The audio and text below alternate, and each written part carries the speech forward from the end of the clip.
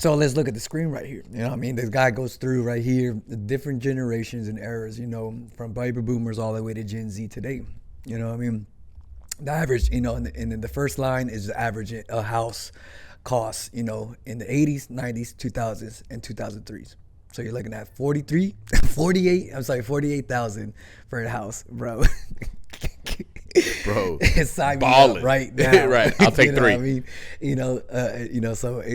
so in the 80s, the average house cost 48, 90s 76, you know, 2000s 105, 2003 the average house cost 430. All right, Yeah, I think me and my wife, freaking ours was about 330, something like that. Mm-hmm. You know what I mean? You know, and then they go, ahead and the interest rate, you know, like that average interest. Hey, even in the 80s, 13.7 was pretty high. Super high. It's But super high. it's only on a $48,000 home. You know what I mean? Like that. The you know? 80s, that's got to be right before the savings and loan scandal. Like right that, around but that time. weren't they coming off like a recession too as well? Yeah, You know what I mean? think so, yeah. Like that, you know, so it's past my, you know, it's a little earlier before my time. I was born in 87, so I was at the end of it like that, you know what I mean? But I know back then, you know, it was still hard times back then, you know, like that. You know, 90s, it was 10%, you know, average rate, 8% in the 2000s, but then shit, you know, they had that massive 2008 collapse. Right. You know, like right. that, you know, in the bubble bust. I mean, the bubble busted on there. Boom. And then now ours is creeping up 7.5, and then now it's already at 8. You just said right now 8.1. So, you know, even in the 80s at a 13.7% freaking rate out on a $48,000 home, you're looking at $446, you know, dollars a month on mortgage. All right. Bro, I had a true studio apartment. I'm talking about everything was right there. The living room, my bedroom, and the kitchen. You know what I mean? The only thing that was cut off was just the restroom. You know what I mean? I think I was paying like what was I paying, man? I think I was paying like almost $1,100 on that thing. Don't get me wrong, but I was so happy in that thing. I was like, I love that freaking Bro, I was going to go studio. to school in New York. Oh, bro. Some of the videos. Garage apartment, bro. With a roommate. Garage apartment. They were like $2,200. And I was like, what? I was like, wait. Is this, bro, that is my mortgage now. Bro, a 22. I was like, it ain't no way. Yeah. I was like, who's paying this shit to live over somebody's garage? Uh-huh. Oh, no. I'm not. All right, so let's continue with the numbers. All right, so 446, you know, mortgage average mortgage rate for in the 80s. All right, on a 10% rate on a $76,000 home, that's 534. On an 8% rate on a 105 home, that's gonna be 616. All right, today, right now, bro, this is a huge jump. This is ridiculous. You know what I mean? Just to look at these numbers. All right, $436 home, 7.5 interest rate, and you know, let's check it a little higher, you know, than that because it's already 8%, over $2,400. It's just crazy, man. It's bananas to me. Yeah, bananas to me that's. I mean, it's a lot, bro. All right. It's a lot.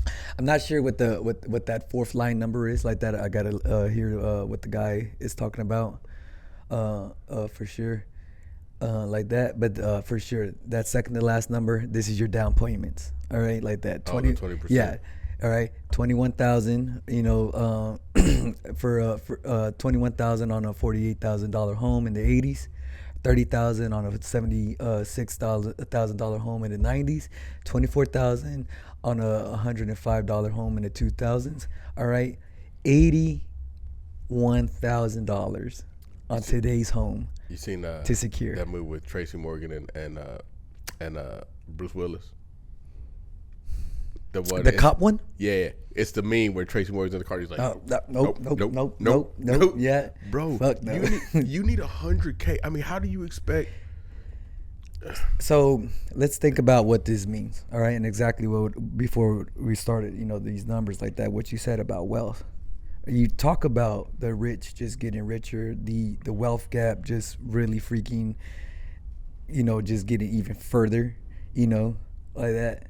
The numbers speak for itself for sure. But but this doesn't include one huge factor that people don't consider. What's that? In order to get to the point where you can have a $436,000 house in 2023. Yeah. For the most part, on average, you have to have a college degree. On average. So Man, now on top of all this, trickle down effect of on stuff. top of all this, now you've got that debt that's settling on top of it, which makes it harder for you to get this loan. So now you've got this debt, this huge loan behind. You're talking about I don't even that's going to be individual, right? Freaking on a Salome loan, just depending on what your credit score is at the time. It will, or how much you take out. Well, think about it. Right. It's normally an 18, 19-year-old taking out the full price of what he has to pay for school. Yeah. You know what I'm saying? And then luckily the government has deferred some of the not deferred some of the payments. No, the payments are back on now. But some of them they're allowing for washouts on the payments. But I've got a buddy of mine who's been practicing law now at this point for 7 years, right? He's still paying on school loans. How long he's been out of school for? Almost 10. Crazy, bro. You know what I'm saying? He's been law school's 3 years. He's been practicing 7. So he's got you got 7 years out. But then you've got your undergrad loans and stuff that goes with that, and then you're coming out of school. You're coming out of school. I think like the average. I don't want to speak to this. Average. How do you spell average? Average post grad debt. I would say easily between like 140 to like 210. So this is okay, here we go. So what they're doing is they're saying, looks like they're doing it per year. Because they're saying in June 23, the average student loan debt, 26. So 27,000. So 27,000 for 4 years, about $100K. 27,000 coming out of. Well, 27,000 per year. So you're borrowing 27K a year for school. You got 4 years of it. So you got about $100K. And then you come at it. So you haven't gotten your first job yet. You in a hole of $100K. Yeah. Now you got to try to grind on that. And that's even if they give you a job because they want 5 years of experience. Right. And so